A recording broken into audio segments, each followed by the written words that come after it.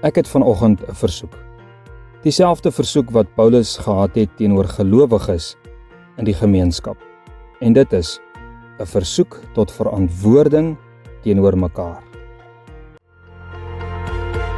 Jy luister na Kort en Kragtig en ek is Fanie Meiburg. Kom ons word kragtig deur die woord.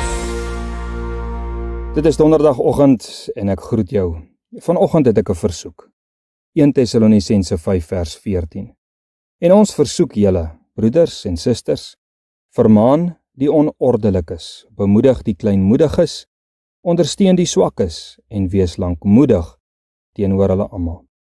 Ek rig ook aan jou vanoggend, jy as medegelowige, ook hierdie versoek wat Paulus gerig het aan die gelowiges in Tessalonika.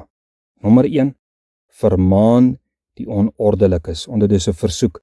Die Amplified sê, die wat uit lynheid is, die onordelikes die wat uit lynheid is, die luiaards, die onordelikes, die ongehoorsaames en die buitebeheerdes. Weet jy, dit is ons Christelike plig om gelowiges wat verkeerd en uit lynheid is, te vermaan om hulle gedrag reg te kry. Onthou 'n bietjie, suurdeeg versier alles. En onthou ons praat hier van 'n gemeenskap van die gelowiges. Jy weet 'n gemeente kan baie maklik buite orde raak of 'n selgroep as gevolg van sulke individue.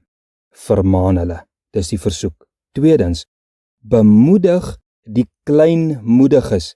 Jy weet daar is altyd die wat vir die Here groot goed wil doen, maar nie die moed of die geloof het om dit te doen nie. Dis dan dat die moedige Christen se plig om daardie individu te bemoedig en moed in te praat en hulle geloof te stig om moedige stappe te neem, of dit nou tot uitreikaksies of sondeoorwinning of om te vas of ander geloofaksies te doen. Dit is ook 'n versoek, dis ons verantwoordelikheid. Derdens, ondersteun die swakkes. Jy weet dit is 'n gegewe dat daar in elke Christelike gemeenskap mooi kinders van die Here is wat swak is in hulle geloofsuitlewing. Hulle mooi kinders van die Here, maar hulle val soms maklik terug in sonde of hulle raak maklik moedeloos oor dinge van die geloof. Hulle begin kerk toe gaan en gooi dan tou op. Begin mooi bid en laat los weer. Hulle raak mooi betrokke by aksies van die geloof en dan raak hulle weer koud. Paulus se versoek is, ondersteun die swakkes. Ons gooi niemand weg nie. Of daar nou sonde is en of dat nou iemand is wat koud is en kleinmoedig is. Paulus sê nee, kom ons trek in. Die 4de ene, wees lankmoedig met mekaar. Nou hierdie versoek vat almal wat ons nou oor gepraat het baie mooi saam. Lankmoedigheid spreek van geduld.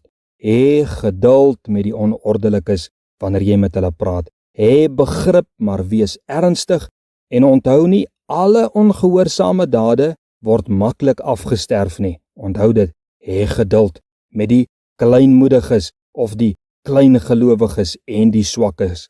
Jy weet, sommiges is vinnige groeiers in die Here en is maklik toegewy aan dit waarin hulle glo, maar ander vind dit uitdagend. En Paulus sê ouens, kom ons wees geduldig, want almal is mense waarmee daar gewerk word. Wanneer jy kind van God word, is dit 'n proses van groei en aflegging, dit is afbreek en weer opbou, en dit mag 'n tydsame proses wees. En daarom sê hy, kom ons wees lankmoedig. En ek beklemtoon die versoek vanoggend. Ons het 'n geestelike verantwoordelikheid teenoor mekaar.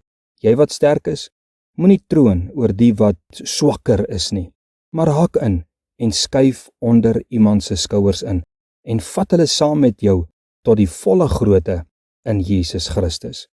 Here, ons neem u woord aan vanoggend as waar en rigtingaangewend. Heilige Gees, werk in ons gees om 'n liggaam van eenheid en verantwoording te kan wees.